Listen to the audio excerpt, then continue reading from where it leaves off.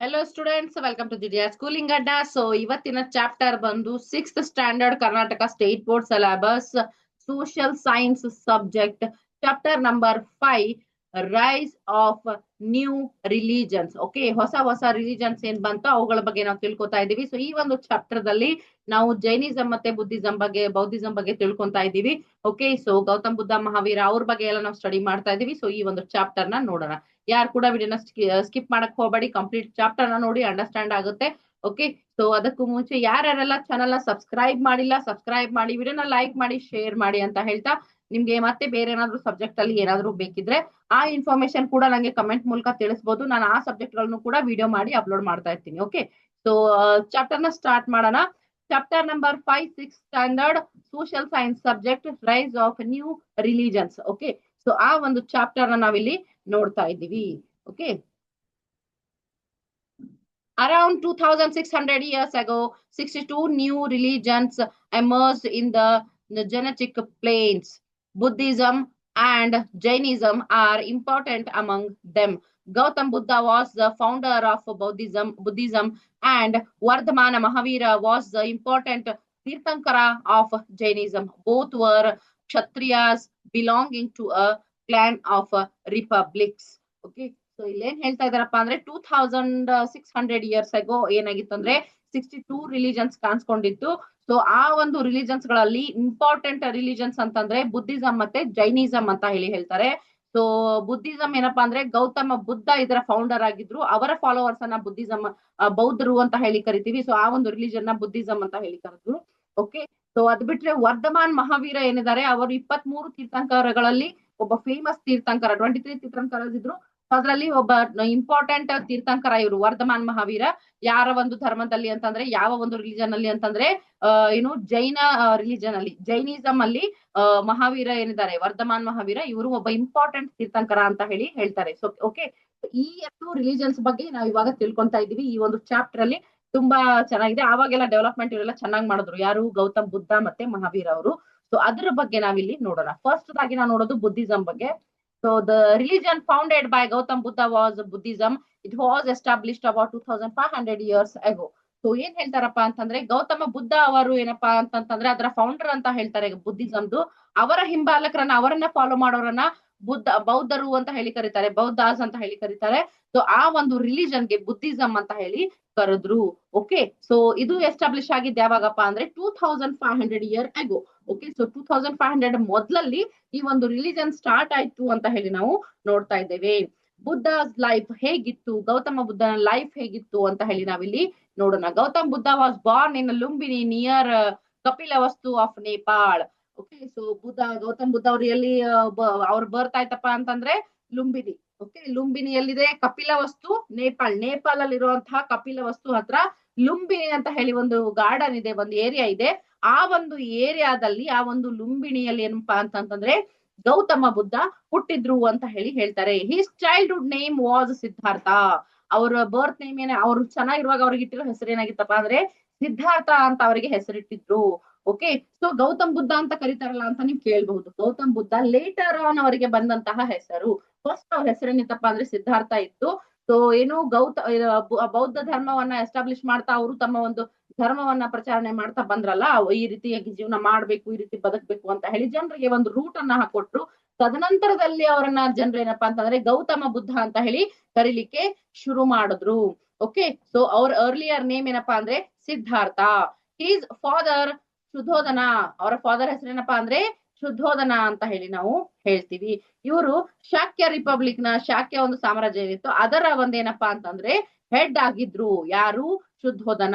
ಗೌತಮ್ ಬುದ್ಧನ ಫಾದರ್ ಏನಿದ್ರಲ್ಲ ಶುದ್ಧೋಧನ, ಅವರು ಶಾಕ್ಯ ರಿಪಬ್ಲಿಕ್ ನ ಏನಪ್ಪಾ ಅಂದ್ರೆ ಹೆಡ್ ಆಗಿದ್ರು. ಅವರ ತಾಯಿಯ ಹೆಸರೇನಪ್ಪಾ ಅಂದ್ರೆ ಮಾಯಾದೇವಿ. ಗೌತಮ ಬುದ್ಧ ಅವರ ಮದರ್ ನೇಮ್ ಏನಪ್ಪಾ ಅಂತಂದ್ರೆ Mayadevi. And also Siddhartha got married. Okay, so ಏನು ಗೌತಮ ಬುದ್ಧ ಅವರಿಗೆ ಮದ್ವೆ ಕೂಡ ಆಗಿತ್ತು. ಸೊ ಅವರ ಹೆಂಡತಿಯ ಹೆಸರು ಯಶೋಧರ ಅಂತ ಹೇಳ್ತಾರೆ.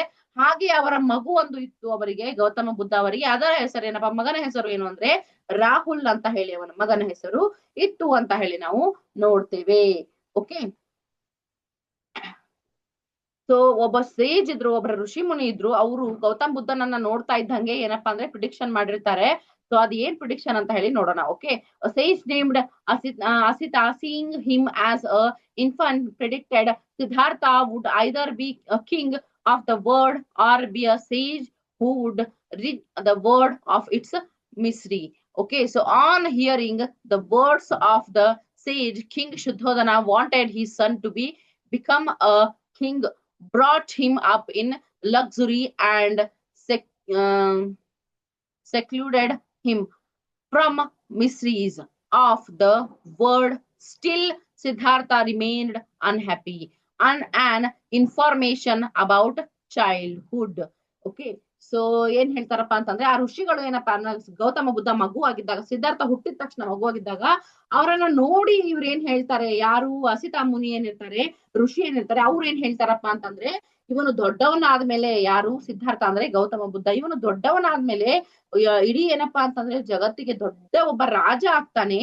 ಇಲ್ಲ ಅಂತಂತಂದ್ರೆ ಜೀವನದ ಕಷ್ಟ ದುಃಖಗಳನ್ನ ಏನಪ್ಪಾ ಅಂತಂದ್ರೆ ದಾಟಿ ಬರ್ಲಿಕ್ಕೆ ಜನರಿಗೆ ಒಂದು ದಾರಿ ತೋರಿಸುವಂತಹ, ಒಂದು ಉತ್ತಮ ಮಾರ್ಗ ತೋರಿಸುವಂತಹ ಮಾರ್ಗದರ್ಶಕ ಒಬ್ಬ ಋಷಿ ಮುನಿ ಆಗ್ತಾನೆ, ಒಬ್ಬ ಜ್ಞಾನಿ ಆಗ್ತಾನೆ ಅಂತ ಹೇಳಿ ಅವ್ರು ಹೇಳ್ತಾರೆ.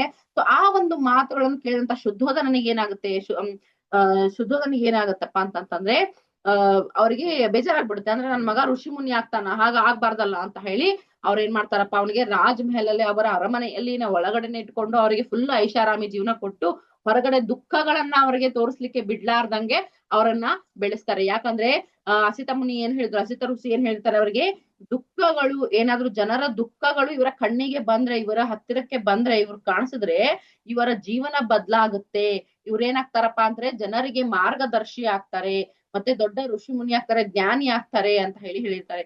ಸೊ ಆ ರೀತಿಯಲ್ಲಿ ತನ್ನ ಮಗ ಒಬ್ಬ ಜ್ಞಾನಿ, ಒಬ್ಬ ವೈರಾಗ್ಯ ಆಗೋದು ಬೇಡ ಅಂತ ಹೇಳಿ ಶುದ್ಧೋಧನ ಅವನನ್ನ ಏನ್ ಮಾಡ್ತಾನಪ್ಪ ಅಂತಂದ್ರೆ ಅರಮನೆಯಲ್ಲಿ ಒಳಗಡೆನೆ ಇಟ್ಟು ಅವನಿಗೆ ಎಲ್ಲಾ ಐಷಾರಾಮಿಯನ್ನ ಕೊಟ್ಟು ಯಾವುದೇ ದುಃಖ ಅವನ ಹತ್ರಕ್ಕೂ ಬರದ ಹಾಗೆ ನೋಡ್ಕೊಳ್ತಾರೆ.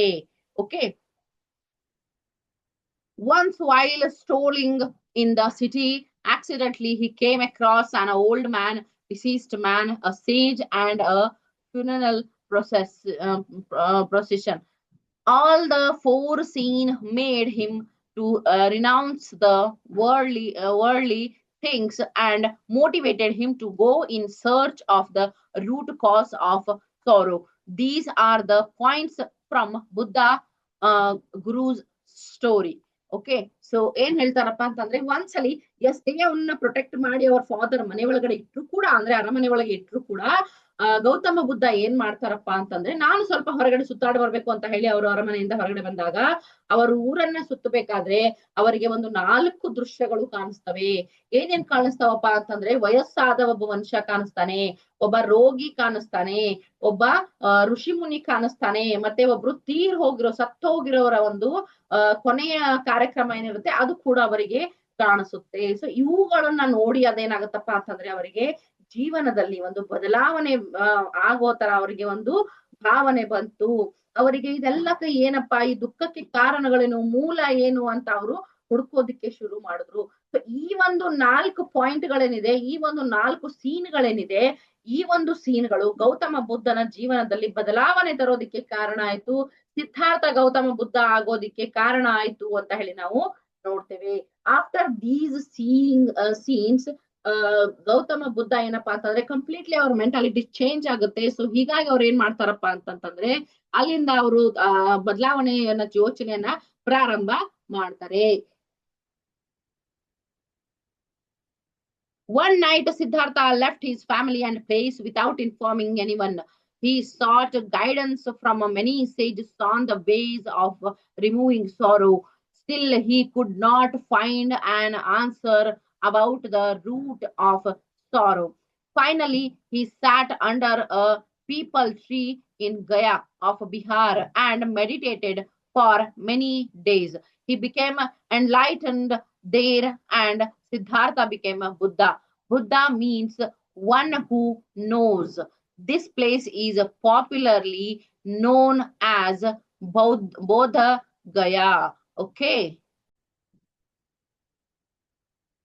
ಸೊ ಏನಾಗತ್ತಪ್ಪ ಅಂತಂದ್ರೆ, ಒಂದು ದಿನ ಸಿದ್ಧಾರ್ಥ ಏನ್ ಮಾಡ್ತಾರೆ, ಯಾರಿಗೂ ಮನೆಯಲ್ಲಿ ಕೇಳ್ದಿರ ಮನೆ ಬಿಟ್ಟು ಹೊರಗಡೆ ಬಂದ್ಬಿಟ್ರು.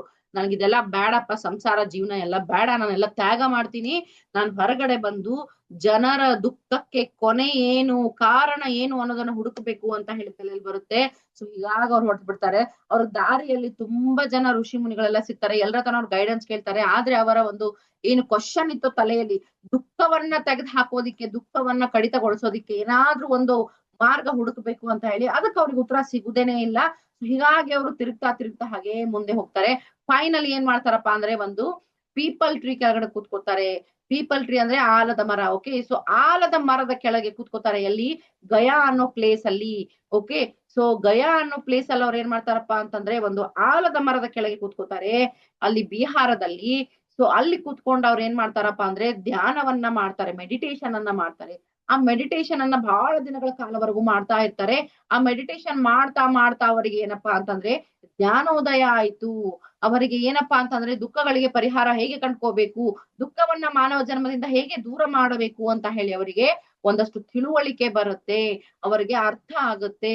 ಸೊ ಆವಾಗ ಏನಪ್ಪಾ ಹೇಳ್ತಾರೆ ಜನ ಅಂತಂದ್ರೆ, ಯಾವಾಗ ಗೌತಮ ಬುದ್ಧ ಆಲದ ಮರದ ಕೆಳಗೆ ಕುತ್ಕೊಂಡಾಗ ಅವರಿಗೆ ಜ್ಞಾನೋದಯ ಆಯ್ತು, ಆವಾಗಿಂದ ಏನಪ್ಪಾ ಅಂತಂತಂದ್ರೆ ಆ ಒಂದು ಪ್ಲೇಸ್ ಏನು ಗಯಾ ಅಂತ ಇತ್ತು, ಅದನ್ನ ಬೋಧ ಗಯಾ ಅಂತ ಹೇಳಿ ಕರೆಯಕ್ ಶುರು ಮಾಡಿದ್ರು. ಏನಂತ ಕರೆದ್ರು ಆ ಜಾಗವನ್ನ?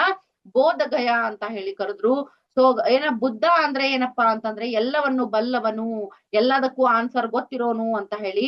ಸೊ ಒನ್ ಹೂ ನೋಸ್ ಅಂತ ಹೇಳಿ ಹೇಳ್ತಾರೆ. ಸೊ ಹಾಗಾಗಿ ಅವರನ್ನ ಬುದ್ಧ ಅಂತ ಹೇಳಿ ಕರೆದ್ರು.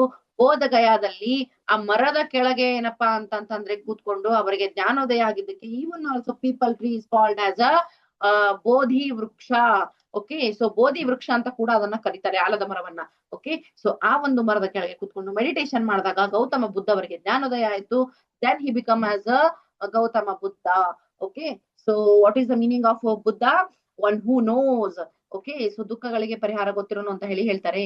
Buddha preached his thoughts to 5 disciples at Saranath near Varanasi of present Uttar Pradesh for the first time. This incident is identified as Dharma Chakra Paravartana. Okay, so ಏನ್ ಹೇಳ್ತಾರಪ್ಪ ಅಂತಂತಂದ್ರೆ ಏನು ಒಂದು 5 ಜನರಿಗೆ ಅವರು ಬೋಧನೆಯನ್ನ ಮಾಡ್ತಾರೆ, ಅವರ ಥಾಟ್ ಗಳನ್ನ. ವಾರಾಣಸಿ ಹತ್ರ ಇರುವಂತಹ, ಓಕೆ, ಸೊ ಸಾರನಾಥದಲ್ಲಿ ಇದೆಲ್ಲ ಬರುತ್ತಪ್ಪ ಅಂದ್ರೆ ಉತ್ತರ ಪ್ರದೇಶದಲ್ಲಿ ಬರುತ್ತೆ. ಸೊ ಮೊದಲ ಬಾರಿಗೆ ಗೌತಮ ಬುದ್ಧ ಅವರ ಥಾಟ್ ಗಳನ್ನ ಒಂದು 5 ಜನ ತಮ್ಮ ಹಿಂಬಾಲಕರಿಗೆ ಏನ್ ಮಾಡ್ತಾರಪ್ಪ ಅಂತಂದ್ರೆ ಬೋಧನೆಯನ್ನ ಮಾಡ್ತಾರೆ. ಸೊ ಈ ಒಂದು ಇನ್ಸಿಡೆಂಟ್ ಏನಾಗುತ್ತೆ, ಈ ಒಂದು ಇನ್ಸಿಡೆಂಟ್ ಅನ್ನ ಗುರುತಿಸ್ಲಿಕ್ಕೆ ಅದನ್ನ ಏನಂತ ಹೇಳಿದ್ರಪ್ಪ ಅಂದ್ರೆ ಧರ್ಮ ಚಕ್ರ ಪರಿವರ್ತನ ಅಂತ ಹೇಳಿ ಕರೀತಾರೆ. ಲೇಟರ್ ಏನಂತಪ್ಪ ಅಂತಂತಂದ್ರೆ ಅವರು ಟ್ರಾವೆಲ್ ಮಾಡ್ತಾ ಮಾಡ್ತಾ ಬಿಹಾರ್ ಮತ್ತೆ ಬೇರೆ ಪ್ಲೇಸ್ ಗಳಿಗೂ ಕೂಡ ಬರ್ತಾರೆ. ಓಕೆ, ಯಾರು? Gautama Buddha 40 years and preached his thoughts. ಅವ್ರ ಏನ್ ಮಾಡ್ತಾರಪ್ಪ ಅಂದ್ರೆ 40 ವರ್ಷಗಳ ಕಾಲ ಹಾಗೆ ಎಲ್ಲರ ಹತ್ರ ತಿರ್ಗಾ ಅವರೆಲ್ಲ ಕಡೆ ಹೋಗ್ತಾ ಏನ್ ಮಾಡ್ತಾರಪ್ಪ ಅಂದ್ರೆ ತಮ್ಮ ಥಾಟ್ ಗಳನ್ನ ಹಂಚಿಕೊಳ್ತಾರೆ. Slowly the fame of Buddha spread around, many kings respected him. Finally Buddha passed away at Kushinagara of Bihar. So ಹೀಗೆ ಅವರು ಆ ಕಡೆ ಈ ಕಡೆ ಹೋಗ್ತಾ ಜನರಿಗೆಲ್ಲ ಬೋಧನೆ ಮಾಡ್ತಾ ಹೋಗ್ತಾರೆ. ತಮ್ಮ ಥಾಟ್ ಗಳನ್ನ, ತಮ್ಮ ಏನು ಅವರ ಐಡಿಯಾಲಜಿ ಇರುತ್ತೆ ಅವುಗಳನ್ನ ಜನರಿಗೆಲ್ಲ ಹೇಳ್ತಾ ಹೋಗ್ತಾರೆ. ಹೇಳ್ತಾ ಹೀಗೆ ಪ್ರಚಾರ ಮಾಡ್ತಾ ತಿರ್ತಾ ಇರ್ತಾರೆ. ಸೊ ಕೊನೆಗೆ 40 ವರ್ಷಗಳ ನಂತರ ಏನಾಗುತ್ತಪ್ಪ ಅಂತಂದ್ರೆ ಗೌತಮ ಬುದ್ಧ ಬಿಹಾರದ ಕುಶಿನಗರ್ ಅನ್ನೋ ಪ್ಲೇಸ್ ಅಲ್ಲಿ ಏನ್ ಮಾಡ್ತಾರಪ್ಪ ಅಂತಂದ್ರೆ ಸತ್ತೋಗ್ಬಿಡ್ತಾರೆ, ತೀರ್ಕೊಳ್ತಾರೆ. ಓಕೆ, ಪಾಸ್ಟ್ ಅವೇ ಅಂತ ಹೇಳಿ ಹೇಳ್ತಾರೆ. ಓಕೆ, ಬುದ್ಧಾಸ್ ಟೀಚಿಂಗ್ಸ್ ಏನ್ ಹೇಳ್ತಪ್ಪ ಅಂತ ನೋಡೋಣ. The aim of Buddha's teachings was to attain knowledge by practising purity in life and thought. Okay, so ಏನಪ್ಪಾ ಅಂತಂದ್ರೆ ನಾಲೆಜ್, ಜ್ಞಾನವನ್ನ ಪಡೆಯುವುದು ಯಾವುದರಿಂದ? ನಮ್ಮ ಒಂದು ಏನಪ್ಪಾ ದಿನನಿತ್ಯದ ಜೀವನದಲ್ಲಿ ಒಳ್ಳೆಯ ಒಂದು ಬುದ್ಧಿ, ಒಳ್ಳೆಯ ಕಾರ್ಯಗಳು ನಮ್ಮಲ್ಲಿ ಇರಬೇಕು. ಸೊ ಅದರಿಂದ ನಾವೇನಪ್ಪಾ ಅಂದ್ರೆ ಜ್ಞಾನವನ್ನ ಬೆಳೆಸ್ಕೊಳ್ಬೇಕು ಅಂತ ಹೇಳಿ ಅವ್ರು ಹೇಳ್ತಾರೆ. He called this as a Dhamma. ಅದನ್ನ ಆ ಪ್ರೊಸೆಸ್ ನ ಏನ್ ಹೇಳಿದ್ರಪ್ಪ, ನಾಲೆಜ್ ಅನ್ನ ಬೆಳೆಸ್ಕೊಳ್ಳೋದು, ಒಳ್ಳೆ ಒಂದು ಬಿಹೇವಿಯರ್ ಇಟ್ಕೊಂಡು, ಒಳ್ಳೆ ಥಾಟ್ ಗಳನ್ನ ಇಟ್ಕೊಂಡು ಜ್ಞಾನವನ್ನ ಬೆಳೆಸ್ಕೊಳ್ಳೋದಕ್ಕೆ ಆ ಒಂದು ಪ್ರೊಸೆಸ್ ಅನ್ನ ಏನ್ ಹೇಳಿದ್ರು? ಧಮ್ಮ ಅಂತ ಹೇಳಿ ಕರೆದ್ರು. The world is full of sorrow, ದುಃಖದಿಂದ ತುಂಬಿದಂತಹ ಜಗತ್ತು. Desire is the reason for sorrow. Okay, so ಏನ್ ಆಸೆಗಳನ್ನ ಇಟ್ಕೋತೇವೋ, ಆಸೆ ದುಃಖಕ್ಕೆ ಮೂಲ ಕಾರಣ. Whoever wins over desire attains nirvana, liberation ಅಂತ ಹೇಳಿ ಹೇಳ್ತಾರೆ. ಸೊ ಈ ಒಂದು ಏನು ಆಸೆ ಇದೆ, ಆಸೆ ದುಃಖಕ್ಕೆ ಮೂಲ ಕಾರಣ ಅಂತ ಹೇಳ್ತಾರಲ್ಲ, ಸೊ ಆ ಒಂದು ಆಸೆಯನ್ನ ಯಾರು ಗೆಲ್ತಾರೋ ಅವರು ದುಃಖದ ಮೇಲೆ ಗೆಲುವನ್ನ ಸಾಧಿಸ್ತಾರೆ. ಸೊ ಅದನ್ನ ಏನಂತ ಕರೆದ್ರಪ್ಪ ಅಂತಂದ್ರೆ ನಿರ್ವಾಣ ಅಂತ ಹೇಳಿ ಕರೀತಾರೆ, ಲಿಬರೇಷನ್ ಅಂತ ಹೇಳಿ ಕರೀತಾರೆ. He taught eightfold path to attain nirvana. Okay, so ಏನೇನಪ್ಪ ಹೇಳಿದ್ರು, ನಿರ್ವಾಣವನ್ನ ಪಡಿಬೇಕಂದ್ರೆ ಅವ್ರು ಏನೇನ್ ಮಾಡ್ಬೇಕಂತ ಹೇಳಿದ್ರು ನೋಡಿ, including right view, right resolve, right speech, right action, right livelihood, right effort, right mindfulness and right concentration. Okay, so ಈ ಒಂದು 8 ಮಾರ್ಗಗಳನ್ನ ಹೇಳ್ತಾರೆ ಅವರು. ಓಕೆ, ಸೊ 8 ಮಾರ್ಗಗಳನ್ನ ಫಾಲೋ ಮಾಡಬೇಕು, 8 ವೇಸ್ ಹೇಳ್ತಾರೆ. Okay, right view, right resolve, right speech, right action, right livelihood, right effort, right mindfulness and right concentration. This is called Ashtanga ಮಾರ್ಗ.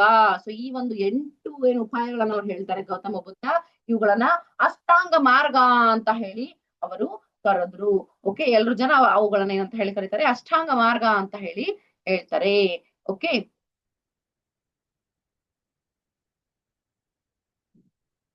4 stages of Buddha life. Okay, so ಏನೇನಂತ ನೋಡೋಣ. ಮಹಾಪರಿತ್ಯಾಗ, ಜ್ಞಾನೋದಯ, ಧರ್ಮಚಕ್ರ ಪರಿವರ್ತನ and Mahaparinirvana. Okay, the basic teaching of Buddha are known as 4 noble truths, and Ashtanga Marga word is full of sorrow. Desire is the root of sorrow. Consequering desire is the way out of sorrow. Ashtanga Marga is the path to end sorrow. Siddhartha is also called as Gautama Buddha,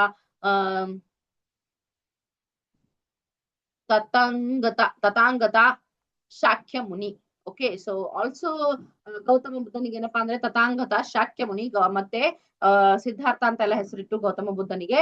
okay, so ಇದಷ್ಟು ಬಿಟ್ರೆ ದುಃಖವನ್ನ ಕಡಿಮೆ ಮಾಡ್ಕೊಳ್ಳೋದಕ್ಕೆ ಅವ್ರೇನ್ ದಾರಿ ಹೇಳಿದ್ರು, ಆ ಒಂದು ದಾರಿಗಳನ್ನ ಅಲ್ಲಿ ಹೇಳ್ತಾರೆ, 8 ಮಾರ್ಗಗಳನ್ನ ಹೇಳ್ತಾರೆ. ಆ 8 ಮಾರ್ಗಗಳನ್ನ ಫಾಲೋ ಮಾಡಿದ್ರೆ ದುಃಖ ಆಟೋಮೆಟಿಕ್ಲಿ ಕಡಿಮೆ ಆಗುತ್ತೆ ಅಂತ ಹೇಳಿ ಹೇಳ್ತಾರೆ. ಓಕೆ, ಸೊ ಈ ಒಂದು 8 ಮಾರ್ಗಗಳನ್ನ ಯಾರು ಹೇಳಿದ್ರಪ್ಪ, ಗೌತಮ ಬುದ್ಧ ಹೇಳಿದ್ರು ಅಂತ ಹೇಳಿ ನಾವು ನೋಡ್ತೀವಿ. ಅದು ಬಿಟ್ರೆ ಗೌತಮ ಬುದ್ಧನ ಲೈಫ್ ದಲ್ಲಿ 4 ಮುಖ್ಯ ಸ್ಟೇಜ್ಗಳಿತ್ತು. ಮಹಾಪರಿತ್ಯಾಗ, ಜ್ಞಾನೋದಯ, ಧರ್ಮ ಚಕ್ರ ಪರಿವರ್ತನ ಮತ್ತೆ ಮಹಾಪರಿನಿರ್ವಾಣ ಅಂತ ಹೇಳಿ ಹೇಳ್ತಾರೆ. ಮಹಾಪರಿತ್ಯಾಗ ಅಂದ್ರೆ ಅವ್ರ ಇಡೀ ಫ್ಯಾಮಿಲಿ ಎಲ್ಲ ಬಿಟ್ಟು ಬಂದಿದ್ದು. ಜ್ಞಾನೋದಯ ಆಗಿತ್ತು, ಅವರು ಬೋಧಿ ವೃಕ್ಷದ ಕೆಳಗೆ ಕುಂತ ಏನ್ ಮಾಡ್ತಾರಪ್ಪ ಅಂದ್ರೆ ಧ್ಯಾನ ಮಾಡಿದಾಗ ಅವ್ರಿಗೆ ಯಾವಾಗ ಅರಿವು ಬರುತ್ತೋ ಅದು ಜ್ಞಾನೋದಯ ಅಂತ ಹೇಳಿ ಹೇಳ್ತೇವೆ.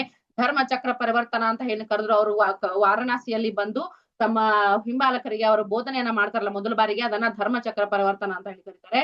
ತದನಂತರದಲ್ಲಿ ಲಾಸ್ಟ್ಗೆ ಏನಪ್ಪಾ ಅಂತಂದ್ರೆ ಮಹಾಪರಿನಿರ್ವಾಣ ಅಂತ ಹೇಳಿ ಕರೀತಾರೆ.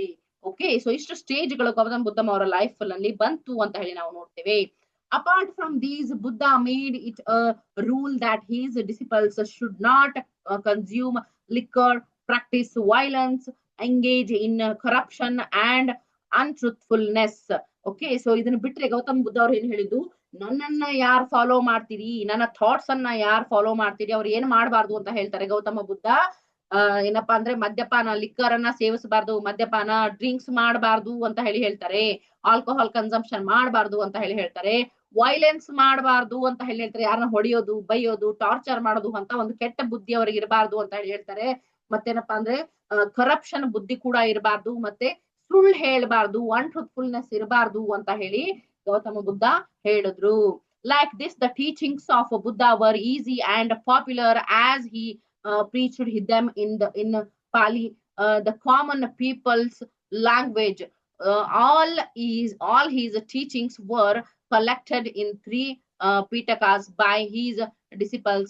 They are Vinaya Pitaka, Sutta Pitaka, and Abhidhamma Pitaka.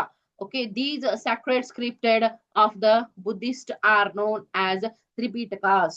Okay, so ಇದು ಬಿಟ್ರೆ ಗೌತಮ ಬುದ್ಧ ಅವ್ರು ಏನ್ ಹೇಳ್ತಾರಪ್ಪ ಅಂದ್ರೆ ಅವರ ಫಾಲೋವರ್ಸ್ ಏನ್ ಹೇಳ್ತಾರಪ್ಪ, ಅವ್ರು ಏನ್ ಹೇಳ್ತಾರೆ, ಎಲ್ಲ ಒಂದು ಥಾಟ್ಸ್ ಗಳನ್ನ ಹೇಳಿರ್ತಾರೋ ಎಲ್ಲ ಥಾಟ್ಸ್ ಗಳನ್ನ ಕಲೆಕ್ಟ್ ಮಾಡಿ ಬುಕ್ ಗಳಲ್ಲಿ ಮಾಡಿಟ್ರು. 3 ಪೀಠಕಗಳನ್ನ ರೆಡಿ ಮಾಡಿದ್ರು. ಆ ಬುಕ್ ಗಳನ್ನ ರೆಡಿ ಮಾಡಿದ್ರು, ಅವುಗಳನ್ನ ಪೀಠಕಗಳು ಅಂತ ಹೇಳಿ ಕರೀತಾರೆ, ಪೀಠಕಾಸ್ ಅಂತ ಹೇಳಿ ಕರೀತಾರೆ. ಸೊ ಯಾವ್ಯಾವ ಪೀಠಕ ಐತಪ್ಪ ಅಂತಂದ್ರೆ ವಿನಯ ಪೀಠಕ, ಸುತ್ತ ಪೀಠಕ ಮತ್ತೆ ಅಭಿಧಮ್ಮ ಪೀಠಕ ಅಂತ ಹೇಳಿ ಕರೀತಾರೆ. ಸೊ ತ್ರಿಪೀಠಕಾಸ್ ಅಂತ ಹೇಳಿ ಅವುಗಳನ್ನ ಕರೀತಾರೆ. ಅವುಗಳು ಹೋಲಿ ಬುಕ್ ಆಗಿದೆ ಬೌದ್ಧ ಧರ್ಮದ್ದು, ಬೌದ್ಧ ರಿಲಿಜಿಯನ್ ಅದು, ಬುದ್ಧಿಸಮ್ದು ಅಂತ ಹೇಳಿ ನಾವು ಹೇಳ್ತೇವೆ. ಸೊ ಈ ಒಂದು ಏನಪ್ಪಾ ಗೌತಮ ಬುದ್ಧ ಏನ್ ಹೇಳಿದ್ರು ಥಾಟ್ಸ್ ಗಳನ್ನ ಅವನ್ನೆಲ್ಲ ಕಲೆಕ್ಟ್ ಮಾಡಿ ಇಟ್ರಲ್ಲ, ಯಾವ ಲ್ಯಾಂಗ್ವೇಜ್ ಅಲ್ಲಿ ಅವ್ರು ಹೇಳ್ತಾ ಇದ್ರು ಅಂದ್ರೆ ಪಾಳಿ ಲ್ಯಾಂಗ್ವೇಜ್ ಅಲ್ಲಿ ಹೇಳ್ತಾ ಇದ್ರು. ಆವಾಗಿನ ಎಲ್ರಿಗೂ ಲೋಕಲ್ ಆಗಿ ಅರ್ಥ ಆಗುವಂತಹ ಲ್ಯಾಂಗ್ವೇಜ್ ಯಾವ್ದಿತ್ತಪ್ಪ ಅಂದ್ರೆ ಪಾಳಿ ಲ್ಯಾಂಗ್ವೇಜ್ ಇತ್ತು. ಸೊ ಆ ಒಂದು ಲ್ಯಾಂಗ್ವೇಜ್ ಅಲ್ಲಿ ಗೌತಮ ಬುದ್ಧ ಅವ್ರು ಏನ್ ಮಾಡ್ತಾರಪ್ಪ ಅಂತಂದ್ರೆ ಜನರಿಗೆ ಟೀಚಿಂಗ್ ಅನ್ನ ಮಾಡ್ತಾರೆ. ಅಂದ್ರೆ ಅವ್ರಿಗೆ ತಿಳಿಯೋ ತರ ಅವರ ಥಾಟ್ ಗಳನ್ನ ಅವ್ರು ಎಕ್ಸ್ಪ್ಲೇನ್ ಮಾಡ್ತಾರೆ ಅಂತ ಹೇಳಿ ನಾವು ನೋಡಬಹುದು. Okay, there is another view which says a river disputed made Siddhartha to leave his place. There was a dispute over river water sharing between Siddhartha's state and another state. Siddhartha opposed his people who were on the verge of war over this issue and later left his place. This information is found in Dr. B.R. Ambedkar's book. Okay, so ಇನ್ನೂ ಒಂದು ವದಂತಿ ಇದೆ ಅಂತ ಏನ್ ಹೇಳ್ತಾರೆ, ಅಂಬೇಡ್ಕರ್ ಅವರ book ಅಲ್ಲಿ ಬರೆದಂತಹ ಒಂದು ವದಂತಿ ಏನಪ್ಪಾ ಅಂತಂದ್ರೆ ಸಿದ್ಧಾರ್ಥ ಅವರಿಂದ, ಗೌತಮ ಬುದ್ಧ ಅವರಿದ್ದಾರೆ, ಅವರ ಒಂದು ಪ್ರದೇಶದಲ್ಲಿ ನದಿ ನೀರಿಗೋಸ್ಕರ ಜಗಳ ಆಗಿತ್ತು. ಆ ನದಿ ನೀರಿಗೋಸ್ಕರ ಜಗಳ ಆದಾಗ ಗೌತಮ ಬುದ್ಧ ಅವರ ಏನು ರಾಜ್ಯದ ಜನರಿದ್ರು ಅವರು ಇನ್ನೊಂದು ರಾಜ್ಯದ ಜನರೊಂದಿಗೆ ಜಗಳ ಮಾಡಿದ್ರು, ನೀರಿಗೋಸ್ಕರ ಯುದ್ಧ ಪ್ರಾರಂಭ ಆಯ್ತು. ಅದಕ್ಕೆ ಬೇಸರಗೊಂಡು ಅವ್ರು ಏನ್ ಮಾಡಿದ್ರಪ್ಪ, ಮನೆಯನ್ನ ಬಿಟ್ಟು ಬಂದ್ರು ಅಂತ ಹೇಳಿ ಹೇಳಲಾಗಿದೆ. ಈ ಒಂದು ವಿಷಯ ಎಲ್ಲಿ ತಿಳಿಸಿದ್ದಾರೆ ಅಂದ್ರೆ ಡಾಕ್ಟರ್ ಅಂಬೇಡ್ಕರ್ ಅವರ ಒಂದು ಪುಸ್ತಕದಲ್ಲಿ ಇದನ್ನ ಬರೆಯಲಾಗಿದೆ ಅಂತ ಹೇಳಿ ಹೇಳ್ತಾರೆ. Okay, Buddha's message to Kisa Gotami. Okay, there are many stories related to Buddha. One such story is Kisa Gautami. She has lost her only child and was roaming around the streets carrying her dead child in her arms. On seeing this sorry plight, a person took her to Buddha. She wanted her dead child alive. Buddha said, I will certainly make your child alive again, but I need mustard seeds from a house that has no death in it so that I can bring back your child to life. So Kisa Gautami was very happy and went around to find mustard seeds from a house that has no death. But every house had a death in it. One or the other had died. Father, mother, sister, brother, son, daughter, grandfather, grandmother, etc. had died in every family she visited. Seeing this, Kisa Gautami realized the truth that death is certain and understood the Buddha's teaching. Okay, so ಈ ಒಂದು ಪಾಠದಲ್ಲಿ ಏನ್ ಹೇಳ್ತಾರಂತಂದ್ರೆ ಗೌತಮ ಬುದ್ಧ ಬಹಳಷ್ಟು message ಗಳನ್ನ ಕೊಟ್ಟಿದ್ದಾರೆ. ಅದರಲ್ಲಿ ಕೆಲವೊಂದು important ಮೆಸೇಜ್ಗಳಿದೆ. ಅದ್ರಲ್ಲಿ ಏನಪ್ಪಾ ಅಂತಂದ್ರೆ ಈ ಕಿಸಾ ಗೌತಮಿಯ ಒಂದ್ ಏನ್ ಕತೆ ಇದೆ, ಇದು ತುಂಬಾ ಇಂಪಾರ್ಟೆಂಟ್ ಅಂತ ಹೇಳ್ತಾರೆ. ಇದು ಒಂದು ಒಳ್ಳೆಯ ಕತೆ ಅಂತ ಹೇಳ್ತಾರೆ. ಅದನ್ನ ನಿಮಗೆ ಇಲ್ಲಿ ಎಕ್ಸ್ಪ್ಲೇನ್ ಮಾಡಿದ್ದಾರೆ. ಈ ಕಿಸಾ ಗೌತಮಿಯ ಏನಪ್ಪಾ ಸ್ಟೋರಿ ಅಂದ್ರೆ, ಕಿಸಾ ಗೌತಮಿಯ ಮಗು ಸತ್ತೋಗಿರುತ್ತೆ. ಆ ಸತ್ತಿರೋ ಮಗು ಒಂದು ಶವವನ್ನ ಕೈಯಲ್ಲಿ ಹಿಡ್ಕೊಂಡು ಆ ಕಡೆ ಈ ಕಡೆ ದುಃಖಿಸ್ತಾ ಅವಳು ತಿರುಗ್ತಾ ಇರ್ತಾಳೆ. ಆವಾಗ ಅಲ್ಲೊಬ್ಬ ಮನುಷ್ಯ ಅವಳನ್ನ ನೋಡ್ತಾನೆ. ಅವಳ ದುಃಖವನ್ನ ನೋಡಕ್ಕಾಗ್ಲಾರ್ದೆ ಅವಳನ್ನ ಗೌತಮ ಬುದ್ಧನ ಹತ್ರ ಕರ್ಕೊಂಡ್ ಬರ್ತಾನೆ. ಗೌತಮ ಬುದ್ಧನ ಹತ್ರ ಕರ್ಕೊಂಡ್ ಬಂದಾಗ ಗೌತಮ ಬುದ್ಧ ಏನ್ ಹೇಳ್ತಾರಪ್ಪ ಅಂತಂದ್ರೆ ದುಃಖಕ್ಕೆ ಕಾರಣ ಕೇಳಿದಾಗ ಅವಳೇನ್ ಹೇಳ್ತಾಳೆ, ಸತ್ತೋಗಿರೋ ನನ್ನ ಮಗು ಬದುಕಬೇಕು, ಅದು ಅಲೈವ್ ಆಗ್ಬೇಕು, ಅದಕ್ಕೋಸ್ಕರ ನನಗೆ ತುಂಬಾ ದುಃಖ ಆಗ್ತದೆ, ನನ್ನ ಮಗು ಹೇಗಾದ್ರೂ ಬದುಕಬೇಕು ಅಂತ ಹೇಳಿ ಅವ್ನು ಕೇಳ್ತಾಳೆ. ಸೊ ಆವಾಗ ಗೌತಮ ಬುದ್ಧ ಕಿಸಾ ಗೌತಮಿಗೆ ಏನ್ ಹೇಳ್ತಾರಪ್ಪ ಅಂತಂತಂದ್ರೆ, ನೀನೊಂದ್ ಕೆಲ್ಸ ಮಾಡು, ನಿಮ್ಮ ಊರಲ್ಲಿ ಅಕ್ಕಪಕ್ಕದಲ್ಲಿ ಹೋಗಿ ಯಾವ್ದಾದ್ರೂ ಒಂದು ಮನೆಗೆ ಹೋಗಿ ನೀನು ಸಾಸಿವೆ ಕಾಳನ್ನ ತಗೊಂಡು ಬರ್ಬೇಕು. ಯಾರ ಮನೆಯಲ್ಲಿ ಸಾವಾಗಿರುವುದಿಲ್ಲವೋ ಸಾವಿಲ್ಲದ ಮನೆಯ ಸಾಸಿವೆ ಕಾಳನ್ನ ನೀನು ತಂದ್ರೆ ನಿನ್ನ ಮಗುವನ್ನ ನಾನು ಬದುಕಿಸ್ತೀನಿ ಅಂತ ಹೇಳಿ ಗೌತಮ ಬುದ್ಧ ಹೇಳಿದಾಗ ಕಿಸಾ ಗೌತಮಿಗೆ ತುಂಬಾ ಸಂತೋಷ ಆಯ್ತು. ಅಯ್ಯೋ ನನ್ ಮಗು ಬದುಕ್ಬಿಡುತ್ತೆ ಅಂತ ಹೇಳಿ ಸಂತೋಷದಿಂದ ಅವಳು ಏನ್ ಮಾಡ್ತಾಳಪ್ಪ ಅಂದ್ರೆ ಹೋಗ್ಬಿಡ್ತಾಳೆ. ಹೋಗಿ ಅಲ್ಲಿ ಇಲ್ಲಿ ಎಲ್ಲ ಕಡೆಗೂ ಕೇಳ್ತಾಳೆ ಸಾಸಿವೆ ಕಾಳನ್ನ. ಬಟ್ ಎಲ್ಲರೂ ಮನೆಯಲ್ಲಿ ಸಾವಾಗಿತ್ತು. ಯಾರ್ದೋ ಮನೇಲಿ ಅಜ್ಜ ತೀರೋದ್ರೆ, ಇನ್ನೊಬ್ಬರ ಮನೇಲಿ ಅಜ್ಜಿ ತೀರೋಗಿದ್ರು, ಒಬ್ಬರ ಮನೇಲಿ ಅಣ್ಣ, ಇನ್ನೊಬ್ಬರ ಮನೇಲಿ ತಂಗಿ, ಇನ್ನೊಬ್ಬರ ಮನೇಲಿ ತಂದೆ, ಇನ್ನೊಬ್ಬರ ಮನೇಲಿ ತಾಯಿ, ಈ ರೀತಿಯಲ್ಲಿ ಯಾರಾದ್ರೂ ಒಬ್ರು ತೀರ್ ಹೋಗಿರ್ತಾನೆ ಇದ್ರು. ಸೊ ಹಾಗಾಗಿ ಏನಾಗುತ್ತೆ, ಅವಳಿಗೆ ಸಾಸಿವೆ ಕಾಳನ್ನ ತರೋಕ್ಕಾಗಲ್ಲ. ಎಂತ ಸಾಸಿವೆ ಕಾಳು? ಸಾವಿಲ್ಲದ ಮನೆಯ ಸಾಸಿವೆ ಕಾಳು. ಓಕೆ, ಗೌತಮ ಬುದ್ಧ ಏನ್ ಹೇಳ್ತಾರೆ, ಸಾವಿಲ್ಲದ ಮನೆಯ ಸಾಸಿವೆ ಕಾಳನ್ನ ತಂದರೆ ನಿನ್ನ ಮಗುವನ್ನ ನಾನು ಬದುಕಿಸುತ್ತೇನೆ ಅಂತ ಹೇಳಿ ಗೌತಮ ಬುದ್ಧ ಹೇಳಿರ್ತಾರೆ. ಸೊ ಕಿಸಾ ಗೌತಮಿ ಏನ್ ಮಾಡ್ತಾಳಪ್ಪ ಅಂದ್ರೆ ಹೋಗಿ ಹುಡುಕಿದಾಗ ಅವಳಿಗೆ ಎಲ್ಲಿಯೂ ಕೂಡ ಮಸ್ಟರ್ಡ್ ಸೀಡ್ ಸಿಗುವುದಿಲ್ಲ. ಎಂತಹ ಮಸ್ಟರ್ಡ್ ಸೀಡು? ಸಾವಿಲ್ಲದ ಮನೆಯ ಸಾಸಿವೆ ಕಾಳು ಅವಳಿಗೆ ಸಿಗುವುದಿಲ್ಲ. ಸೊ ಹಾಗಾಗಿ ಅವಳಿಗೆ ಏನ್ ಅರ್ಥ ಆಗುತ್ತೆ ಕೊನೆಗೆ ಅಂತಂದ್ರೆ, ಕಿಸಾ ಗೌತಮಿಗೆ ಅಂಡರ್ಸ್ಟ್ಯಾಂಡ್ ಆಯ್ತು. ಏನ್ ಅಂಡರ್ಸ್ಟ್ಯಾಂಡ್ ಆಯ್ತು? ಏನೋ ಸಾವೇನಿದೆ, ಡೆತ್ ಏನಿದೆ ಅದು ಸರ್ಟನ್ ಎಲ್ಲರಲ್ಲಿಯೂ ಆಗುತ್ತೆ, ಅದನ್ನ ಚೇಂಜ್ ಮಾಡಕ್ ಆಗಲ್ಲ ಅಂತ ಅವಳಿಗೆ ಅಂಡರ್ಸ್ಟ್ಯಾಂಡ್ ಆಗುತ್ತೆ. ಸೊ ಹಾಗಾಗಿ ಈ ಒಂದು ಮೆಸೇಜ್ ಅವಳಿಗೆ ತಿಳಿಯುತ್ತೆ, ಗೌತಮ ಬುದ್ಧನ ಟೀಚಿಂಗ್ ಅವಳಿಗೆ ಅರ್ಥ ಆಗುತ್ತೆ ಅಂತ ಹೇಳಿ ಹೇಳ್ತಾರೆ.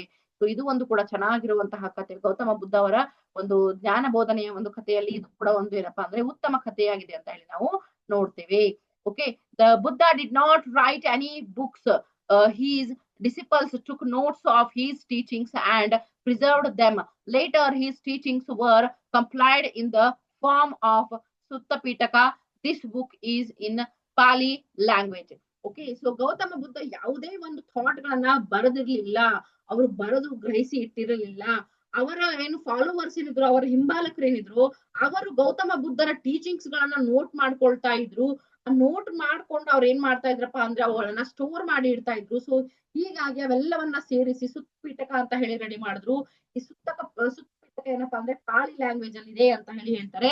ಸೊ ಸುತ್ತಪೀಠಕವನ್ನ ರೆಡಿ ಮಾಡಿ ಸುತ್ತಪೀಠಕದಲ್ಲಿ ಎಲ್ಲವನ್ನ ಸ್ಟೋರ್ ಮಾಡಿ ಇಟ್ಟಿದ್ದಾರೆ ಅಂತ ಹೇಳಿ ನಾವು ನೋಡ್ತೇವೆ. ಗೌತಮ ಬುದ್ಧ ಅವರ ಥಾಟ್ಸ್ ಗಳನ್ನ ಸ್ಟೋರ್ ಮಾಡಿ ಇಟ್ಟಿದ್ದಾರೆ ಅಂತ ಹೇಳಿ ನೋಡ್ತೇವೆ. ಓಕೆ, ಸೊ ನೆಕ್ಸ್ಟ್ ರಿಲಿಜನ್ ಬಂದು ಜೈನಿಸಂ ಅಂತ ಹೇಳಿ ನೋಡ್ತೇವೆ. ಸೊ ಜೈನಿಸಂ ಅಲ್ಲಿ ಏನ್ ಹೇಳಿದಾರೆ ಅಂತಂದ್ರೆ, ಜೈನಿಸಂ ಅಲ್ಲಿ ಮುಖ್ಯ ಬರೋದು ನಮ್ಮ ಮಹಾವೀರ ತೀರ್ಥಂಕರರು.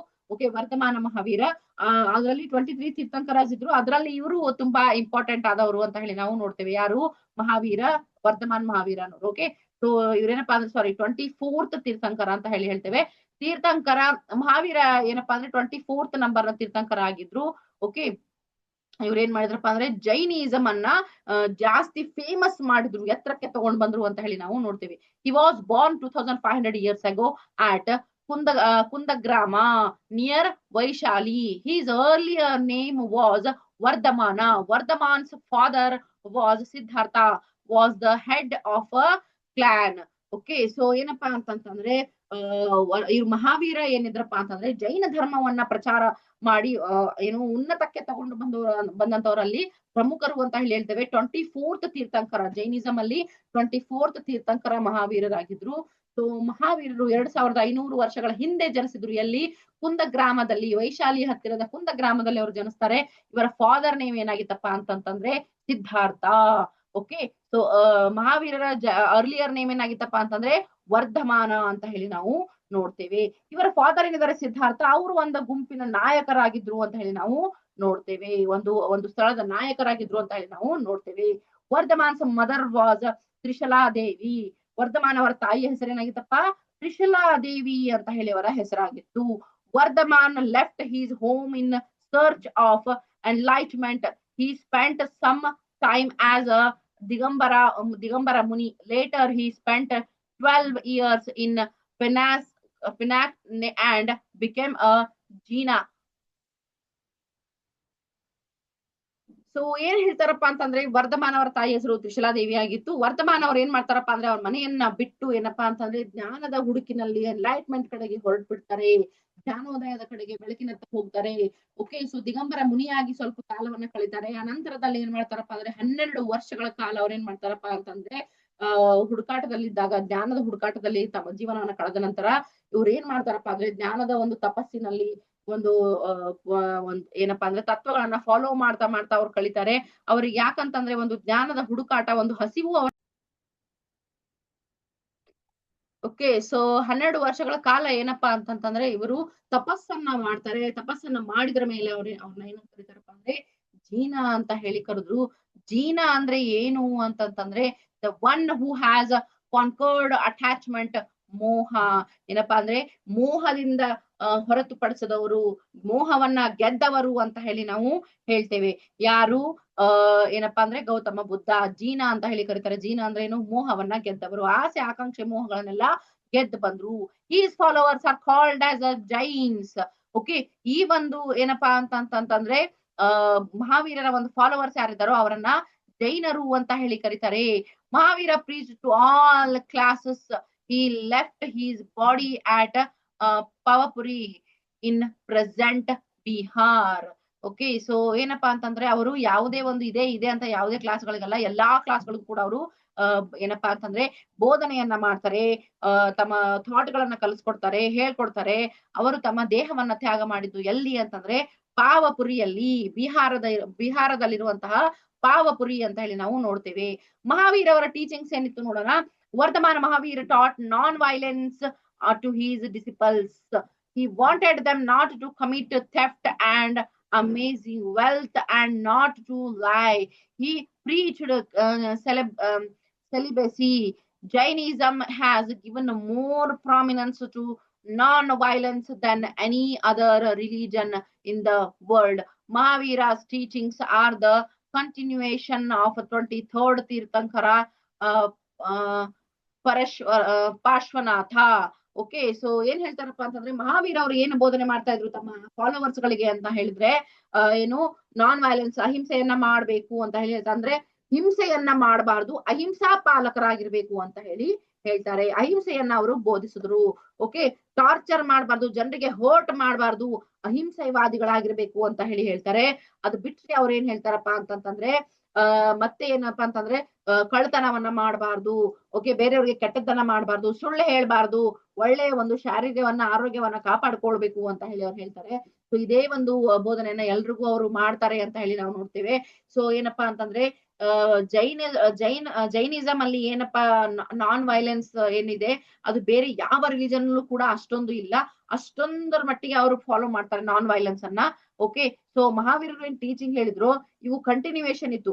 ಯಾರ್ದ ಕಂಟಿನ್ಯೂಯೇಷನ್? 23rd ತೀರ್ಥಂಕರ ಪಾರ್ಶ್ವನಾಥ ಏನಿದ್ರು ಅವರ ಒಂದು ಟೀಚಿಂಗ್ಸ್ ನ ಕಂಟಿನ್ಯೂಯೇಷನ್ ಇತ್ತು ಮಹಾವೀರ್ ಅವ್ರು ಹೇಳಿದ ಟೀಚಿಂಗ್ಸ್ ಅಂತ ಹೇಳಿ ನಾವು ನೋಡ್ತೇವೆ. Later 2 sects named Digambara and Shvetambara emerged in Jainism. The followers of Parshvanatha who wore white cloths are Shvetambaras, while the followers of Mahavira who were not clothed are Digambara. Shravanabelagola of Karnataka is the famous Jain religious center. Okay, so ಏನ್ ಹೇಳ್ತಾರೆ later on ಬಂದು ಏನಾಗುತ್ತೆ, ಜೈನರಲ್ಲಿ 2 ಭಾಗಗಳಾಯ್ತು. 2 ಭಾಗ ಅಂತಂದ್ರೆ 2 religion ಗಳನ್ನ part ಮಾಡ್ತಾರೆ.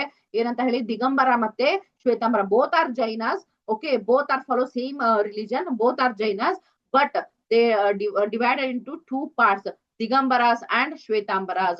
Who are the followers of Parshvanatha are called as the Shvetambaras, who wore the white cloths.